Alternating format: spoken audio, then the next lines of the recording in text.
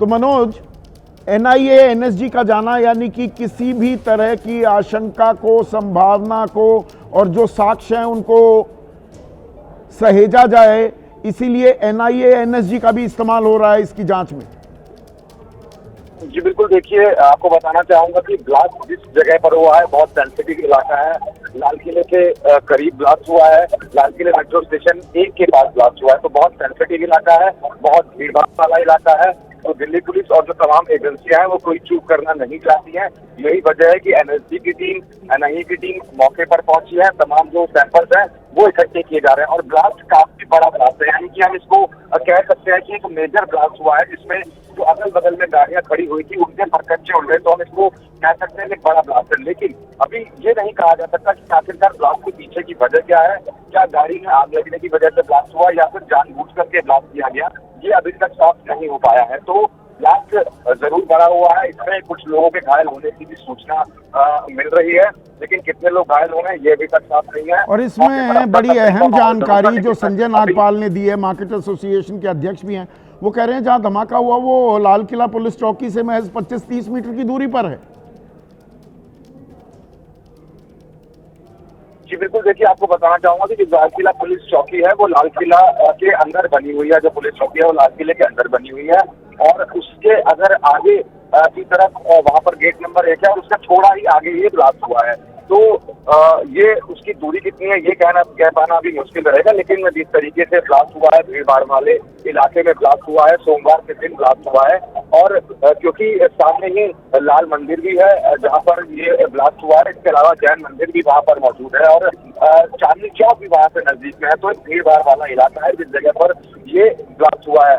लेकिन वही मैं फिर से दोहराऊंगा कि ब्लास्ट के पीछे की वजह जो है वो एजेंसियां अभी जानने में बिल्कुल, हम इसमें कोई जल्दबाजी नहीं करेंगे, कोई कयासबाजी नहीं करेंगे। यहाँ मकसद सनसनी फैलाना नहीं है, लेकिन राजधानी दिल्ली में अगर कोई धमाका होता है तो उसे गंभीरता से लेना चाहिए, लिया भी जा रहा है।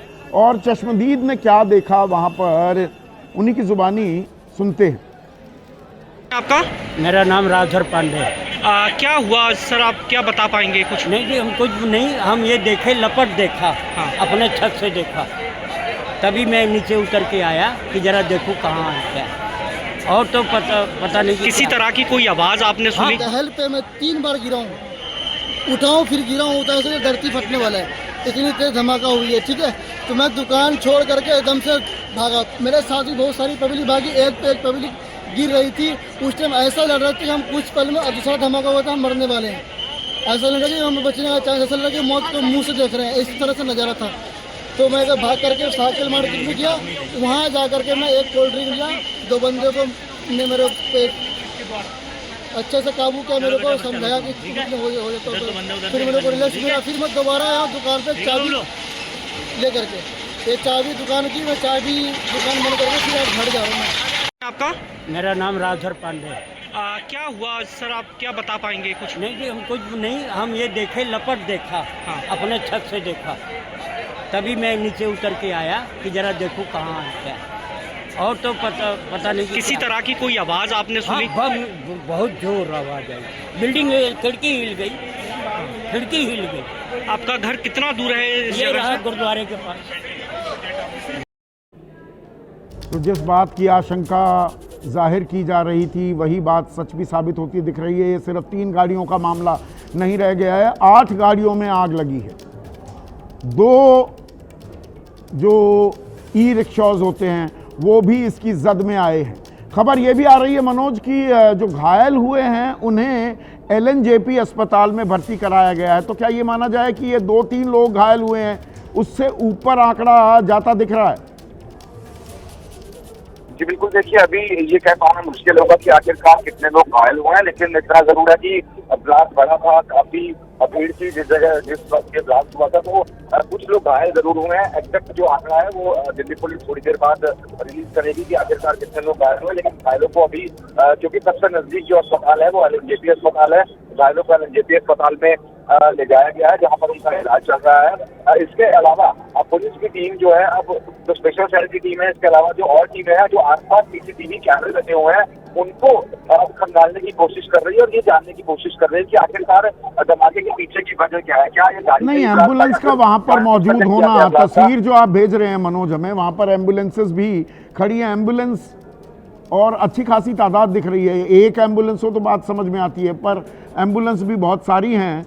तो क्या इससे हम ये अंदाज़ा लगा सकते हैं कि आशंका पुलिस को और प्रशासन को ये लग रही है कि कहीं ज़्यादा ना हो आंकड़ा, इसलिए ज़्यादा एम्बुलेंस बुलाई गई है? जी बिल्कुल, देखिए जैसा कि मैंने आपको पहले बताया कि भीड़ भाड़ वाला इलाका है जिस जगह पर ये ब्लास्ट हुआ है।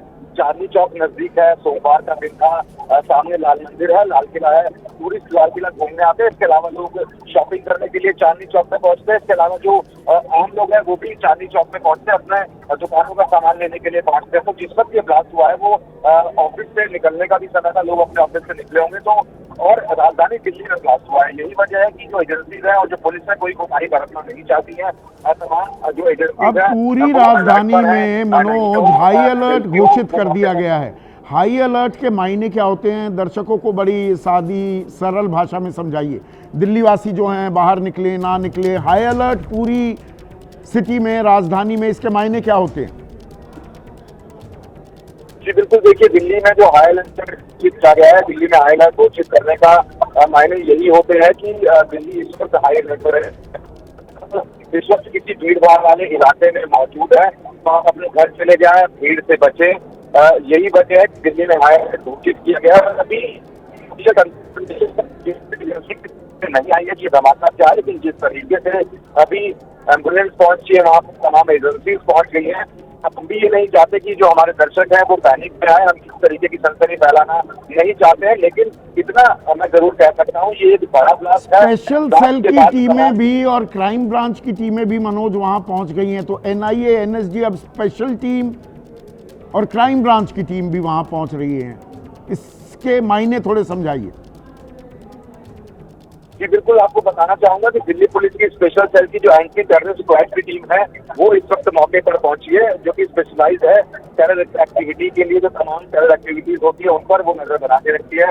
इसके अलावा क्राइम ब्रांच की एक स्पेशलाइज जो टीम है वो मौके पर पहुंची है, एनएसजी की टीम और एनआईए की जो टीम है वो मौके पर पहुंची है। एफएसएल की टीम को मौके पर बुलाया गया है। तमाम जो वहाँ पर सबूत मौजूद है, जो भी चीजें वहाँ पर पड़ी हुई हैं, उनको इकट्ठा करने का जो काम है वो सारी टीमों की तरफ से किया जा रहा है। और उसके बाद जांच के बाद ही ये साफ हो पाएगा कि आखिरकार ब्लास्ट के पीछे की वजह क्या थी, ब्लास्ट कैसे हुआ, क्यों हुआ, ये तमाम जांच के बाद ही पता चल पाएगा। लेकिन मैं फिर से वही कहना चाहूंगा कि ब्लास्ट काफी बड़ा ब्लास्ट है, मेजर ब्लास्ट है, जिसमें जो आसपास की खड़ी गाड़ियां थी उसके परखच्चे उड़ गए। तो ये कह सकते हैं कि एक बड़ा ब्लास्ट हुआ है, लेकिन ब्लास्ट के पीछे की वजह क्या है उसके लिए भी ऑफिशियल जो मैसेज है उसका हमें इंतजार करना होगा।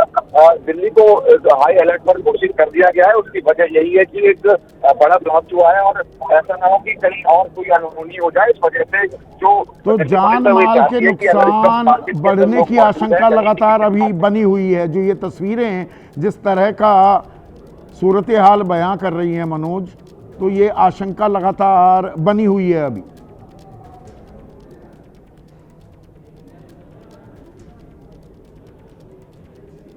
तो तस्वीरें आपको दिखा रहे हैं, एम्बुलेंस भी हैं मौके पर मौजूद। हमारे पास जो जानकारी, एक चश्मदीद का दावा है, एक व्यक्ति की मौत हुई है, घायलों का आंकड़ा बढ़ सकता है। घायल एलएनजेपी अस्पताल में भर्ती कराए गए हैं।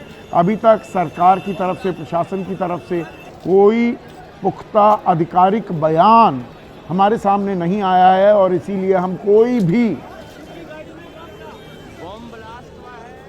अफवाह या कोई मुकम्मल जानकारी जब तक ना मिले हमें, आपको हम कोई भी जानकारी उससे आगे बढ़कर नहीं देंगे, क्योंकि एबीपी न्यूज़ एक बहुत ही जिम्मेदार न्यूज़ चैनल है, एक प्लेटफॉर्म है। और कुछ तस्वीरें तो आपको विचलित भी कर सकती हैं, कुछ तस्वीरें हम आपको दिखा भी नहीं रहे हैं।